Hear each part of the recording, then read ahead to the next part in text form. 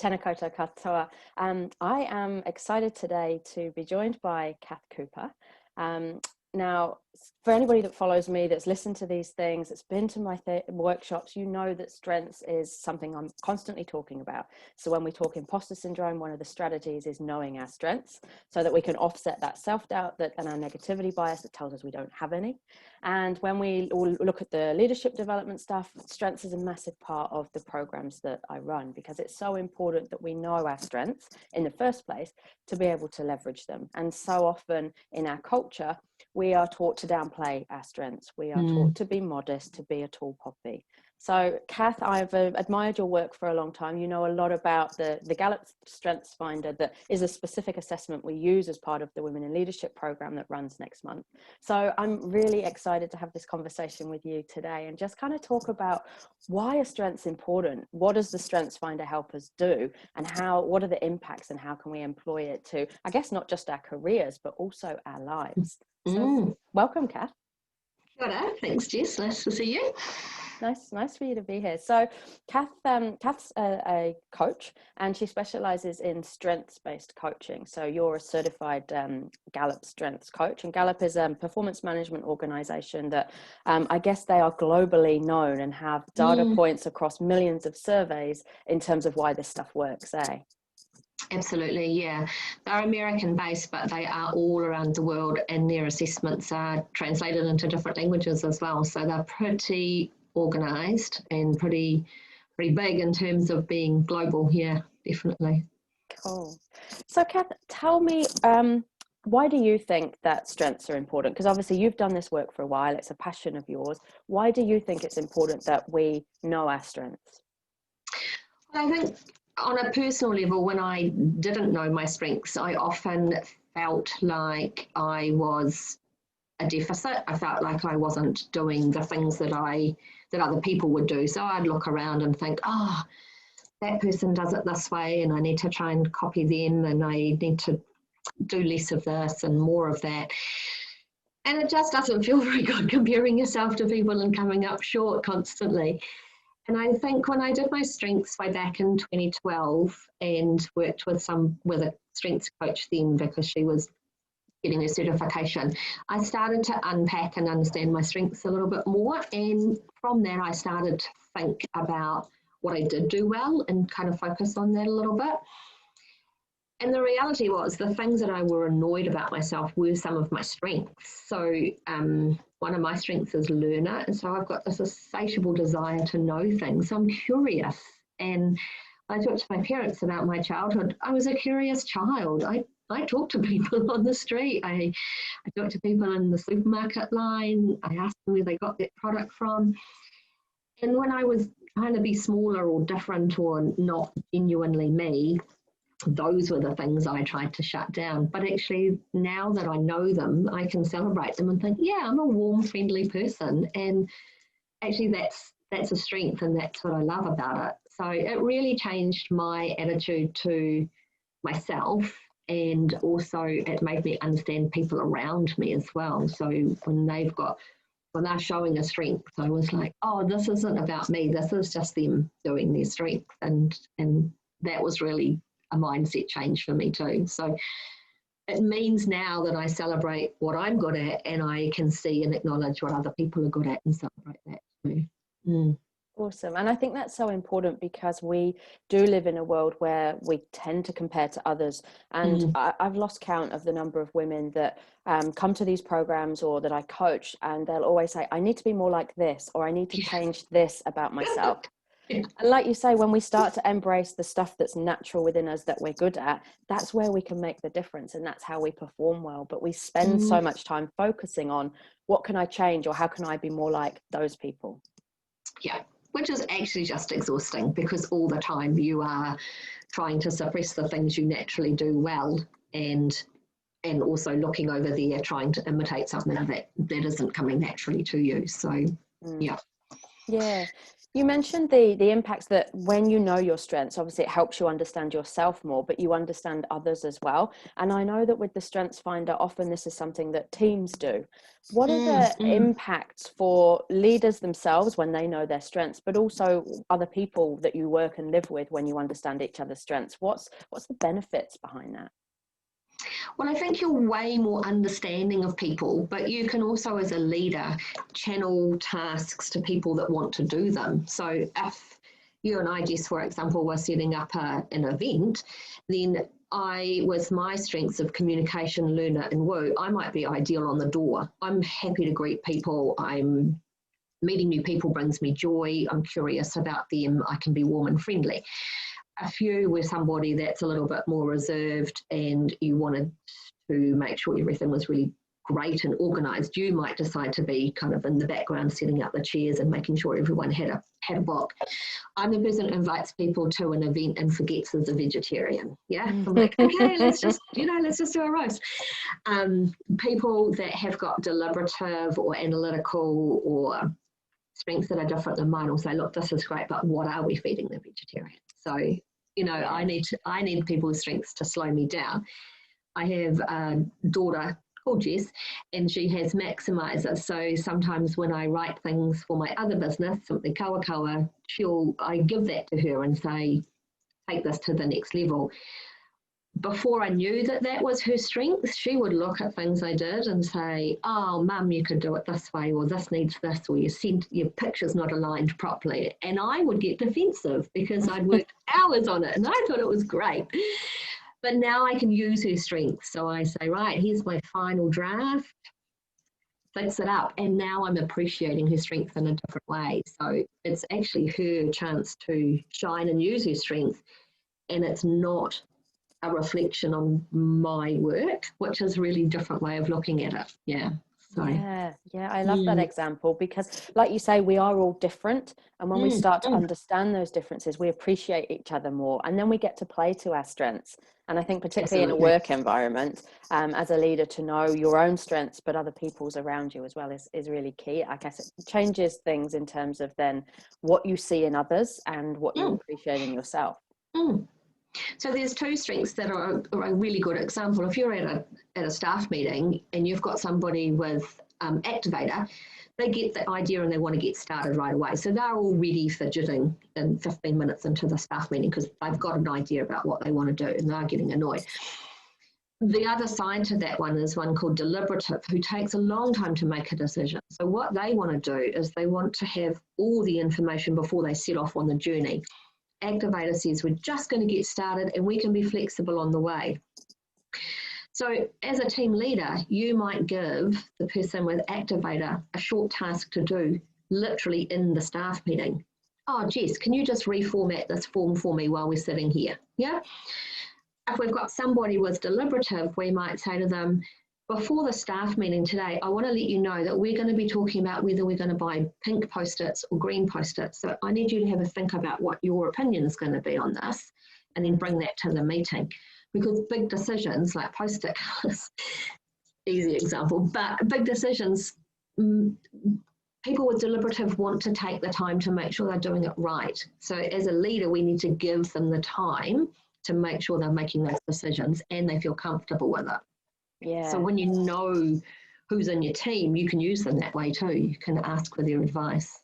Yeah, oh, definitely. And I think there's a tendency sometimes, isn't there, to, without this knowledge, to think everybody thinks the same way that I do. Oh, yeah. And then we get frustrated when you're like, well, why can't you do that as quick as I can? Or, why are you worried about the detail? Yeah.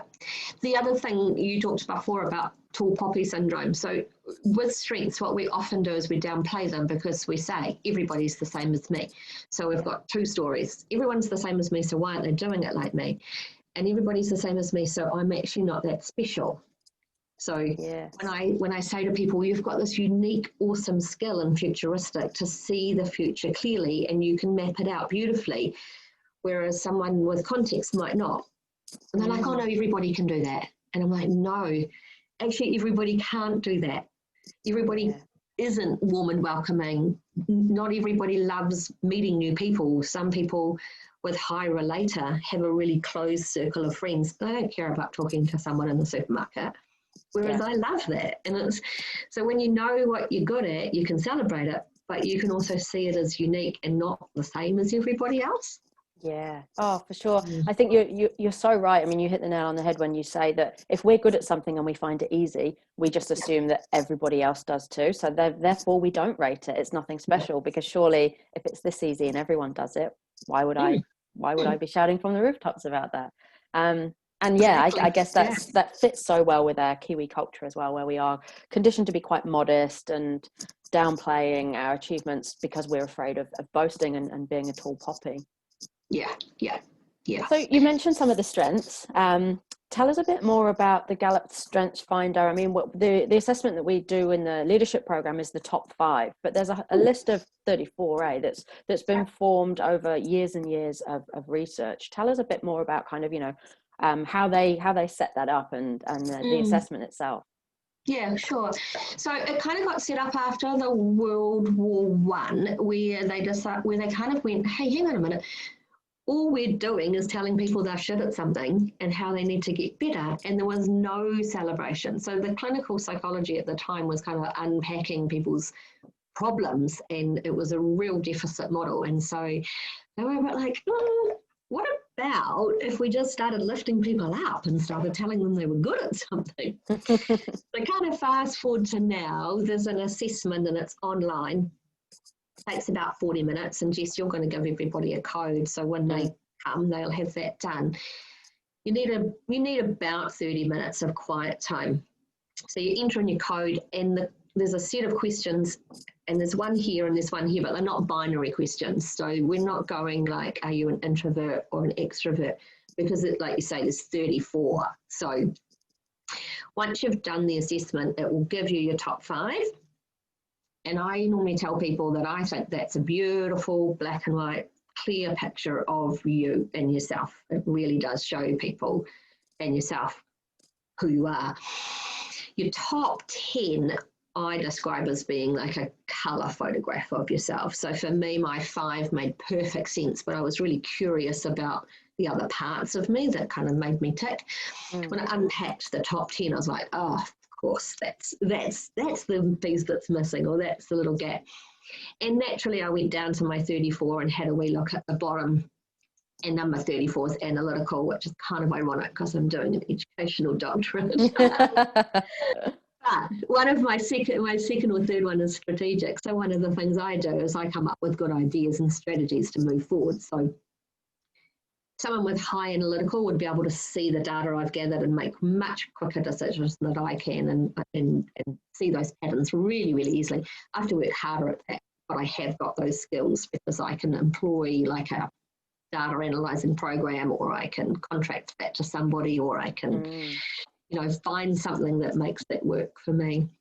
Yeah. So we do kind of acknowledge, if you unpack your 34, what your bottom ones are, but then I really encourage people just to give them a little kiss goodbye, just break up with them, because you're not going to get good at something that you're not naturally going to be inclined to. And we used to want like well-rounded people. We wanted all these people to kind of like be good at a whole lot of things. Gallup doesn't encourage that. Gallup says, actually, Jess, you're exceptionally good at these things. Keep being exceptionally good. How can we create space for you to improve on those things? Kath, you're awesome at these things. Let's give you opportunities to really shine. If I feel like I'm valued at work and I'm shining, then I'm going to keep going. I'm going to be at work. I'm going to love it. I'm going to turn up with a great attitude. If I had to analyze Excel spreadsheets for the day, I'd find another job. Yeah, Not my strength. And I think that's the beauty of this. When you know your strengths, you can play to them and you understand a bit more. And I think we do have a natural inclination to always focus in on, well, what's the bottom of that list? What am I not good at? But I know there's a lot of research that comes from Gallup around what happens when we leverage our strengths, and why they are so keen on advocating for this strengths-based approach for development, in terms of the impact it has on our productivity, on our happiness, on our wellness, when we do focus on our strengths. Because as you said, when you don't enjoy stuff you're not good at, but also it's so hard and so tiring, and that's why we have a team, because we're not all going to be good at everything. Yeah. And if we're encouraging teams to have this distributed leadership, what you would do as a team leader is, you wouldn't hand over everything, but if there's someone in your team that loves analysing stuff, is high analytical, give them those spreadsheets that you don't like to look at. You'll get final say. You'll still sign them off. You don't have to lose all your power and control if you don't want to, but give somebody that brings them all that joy, and they're good at it, and they'll just do it faster than you. Yeah. It'll just be done. Yeah. And you can come back and have a look at it, get them to talk you through it, sign it off, and be done with it.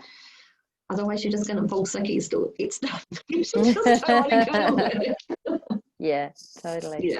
Yeah. So what kind of got you into this, Kath? How, obviously this is something you're passionate about and you know a lot about. What sparked that passion, and what are kind of some of the impacts you've seen in the work that you've done in this space?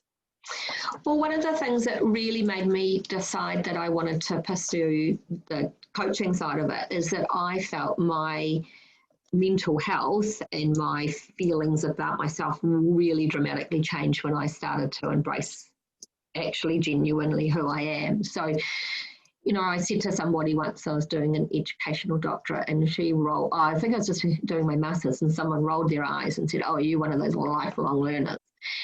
And before I might have said, "Oh, not really, I just, it's just curious." And now I go, "Yeah, I am. It's one of my strengths, and I love it." And then I ask a question, and then I realise that I'm using that strength again, because I'm like, why don't you like lifelong learning? So I'm already kind of still doing my learner stuff. And I think the dramatic change in me made that really something I wanted to focus on. And so then I looked at my strengths, and I looked at the job I was doing and thought, where are my strengths in this current job? And my job had changed slightly. And so some of the things that I loved and was really, really passionate about were no longer available to me. So we had a bit of a family discussion. And so I decided that I would go and train as a Gallup certified strengths coach. And so I went to Australia and did that. And I've just slowly built that business up. But one of the things that brings me an amazing amount of joy is people really, after the coaching session, they really start to embrace who they are. People have, I got an email 2 weeks ago from a woman that said, after my coaching session, I decided to apply for this job that I never would have applied for before because I just thought it was out of my realm. I put in the words from my strengths finder, so she used set words from the assessment into her CV. And because they're an absolute truth, they're just literally about her, she felt really confident. And she just messaged me and said, I've got this job, like a dream job, that I never thought I'd even apply for. And I was just so like, this is amazing. This is so good when people know who they are. And then they can also name their strengths. They can say, I have intellection. I need lots of space to do deep thinking. So now I know why I love being around people, but then I love coming home and just driving in the car with no radio on, just letting my thoughts go round and round. So yeah. I feel like it's, it sounds really corny, but I just feel like it's really life-changing. It really has a massive impact.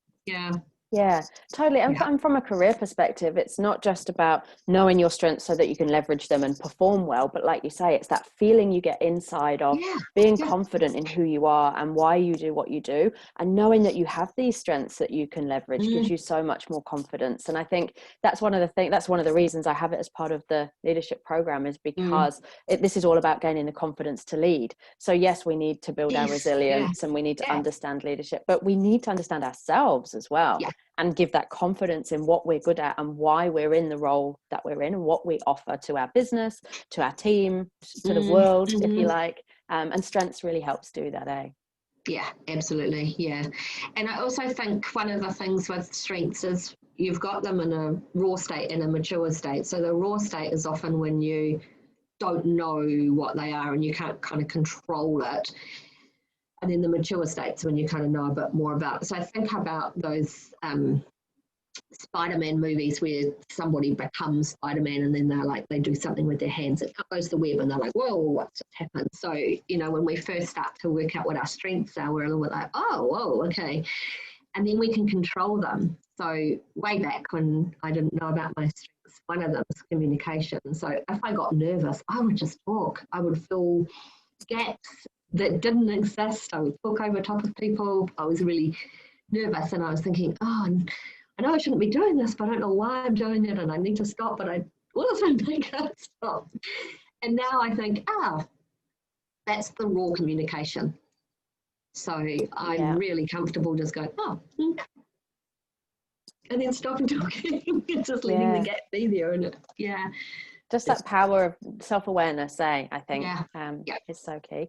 I'm really looking forward to our session next month. So 2nd of October, Wellington CBD. We do still have a few places left. So it's a whole day that we get to spend together looking at as a small group of women, looking at how we lead with confidence and really starting to unpick leadership skills, your own resilience, your own brand, and of course a massive part of that as well is your strengths. So everybody will be doing a Strengthsfinder assessment, and we'll have the pleasure of having Kath with us to take a deep dive into what those results mean, and for you personally, what your strengths look like and how to apply them. So I'm really excited about that, Kath, and I'm really pleased that you're able to do this with me, because I really respect the work that you do in this space and the knowledge that you bring to the table around this strength stuff. So looking forward to it. Thank you so much for joining me for this conversation. I will pop a link to the event that's on the 2nd of October to this interview. So if you're keen to get a place or find out more about what that looks like, then click the link. Any questions, let me know. Otherwise, thank you so much for your time, Kath, and for talking strengths with me. Thanks, Jess.